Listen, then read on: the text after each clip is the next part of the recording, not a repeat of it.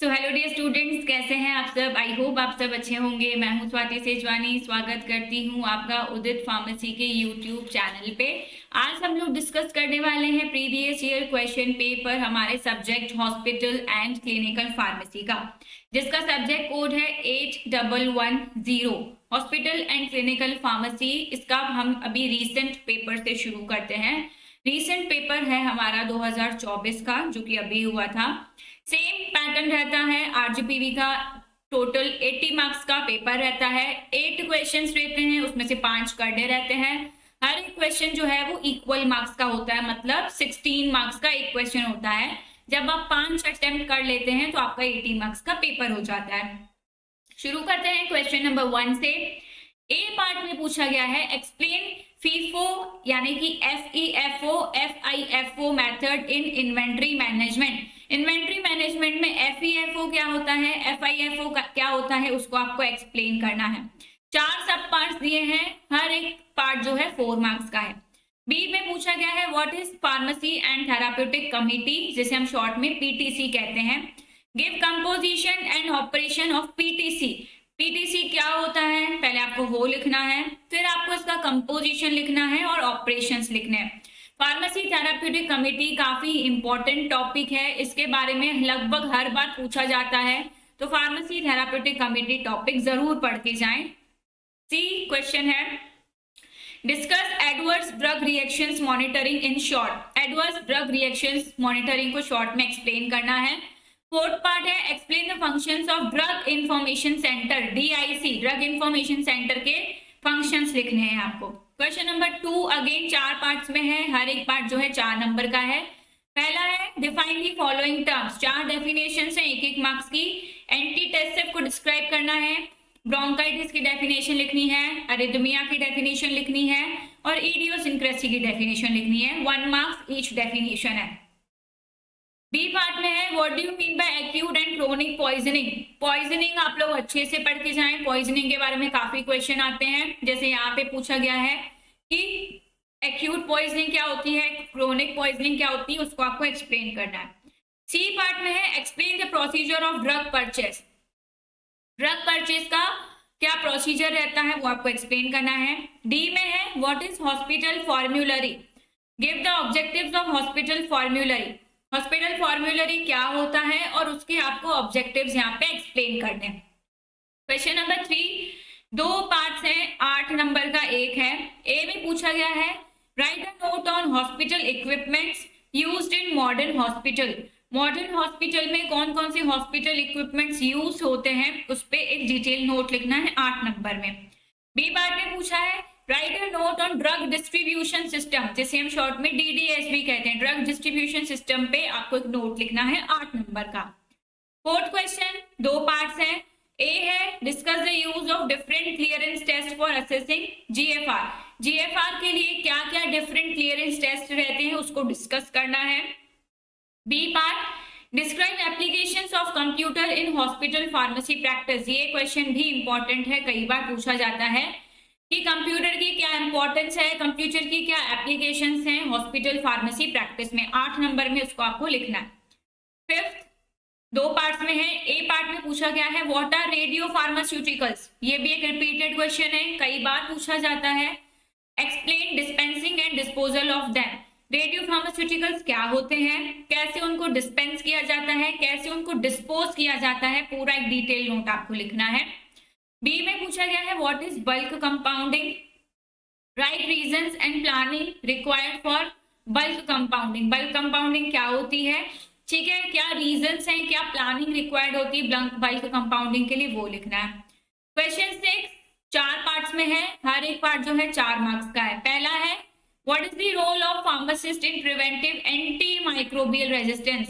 Anti microbial resistance को रोकने के लिए फार्मासिस्ट का क्या रोल है वो लिखना है।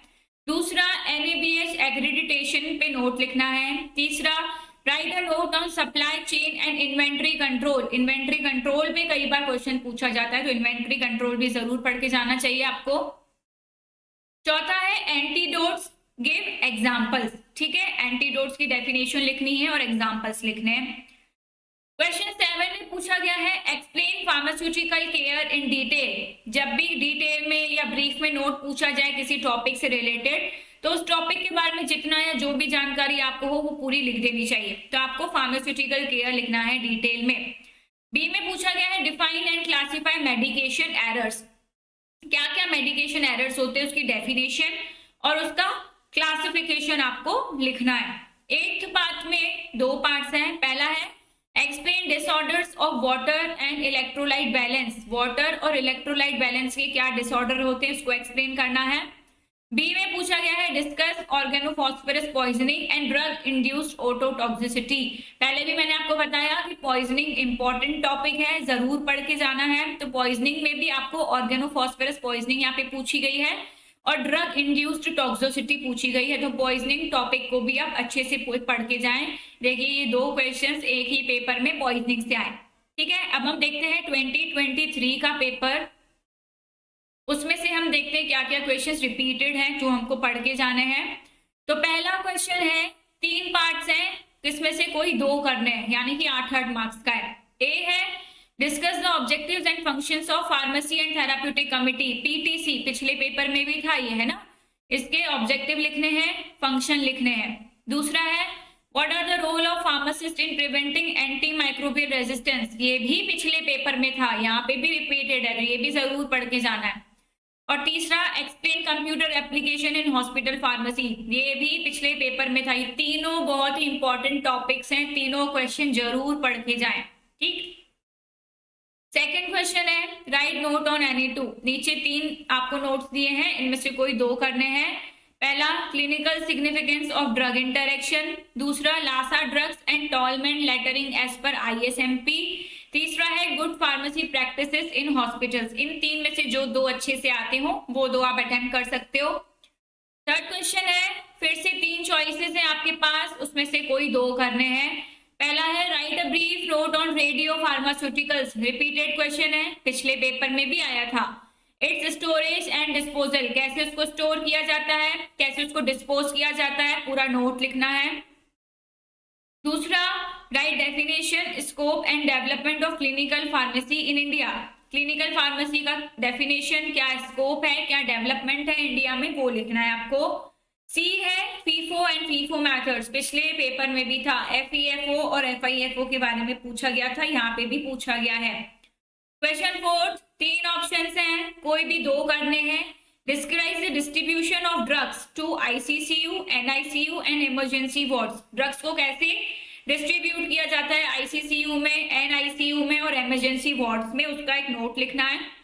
यहाँ पे पॉइजनिंग पूछा गया है, फिर से define poisoning and its type, write the note on antidotes. ठीक है, पॉइजनिंग की डेफिनेशन, टाइप और एंटीडोट पे नोट लिखना है आपको। सी में पूछा गया है write definition aim and scope of pharmacovigilance, pharmacovigilance क्या होता है, उसका एम क्या होता है, स्कोप क्या होता है। इन 3 में से जो भी 2 बेटर आते हो वो अटेम्प्ट करने हैं। 5th क्वेश्चन में 5 ऑप्शन है आपके पास, इन 5 में से कोई भी 4 आपको अटेम्प्ट करने हैं। जैसे पहला है procedure of drug information and poison information, दूसरा है ड्रग बास्केट मेथड, तीसरा है हॉस्पिटल फॉर्मूलरी, ये रिपीटेड क्वेश्चन है, पिछले पेपर में भी था। डी वाला है टोटल पेरेंटल न्यूट्रिशन और 5th है software used in hospital pharmacy.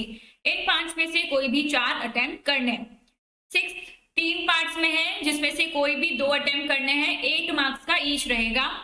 Right definition, types, consequences and strategies to minimize medication error, medication error की डेफिनेशन लिखनी है, टाइप लिखने हैं और कौन कौन सी स्ट्रेटजीज है उसको कम करने के लिए वो स्ट्रेटजीज लिखनी है।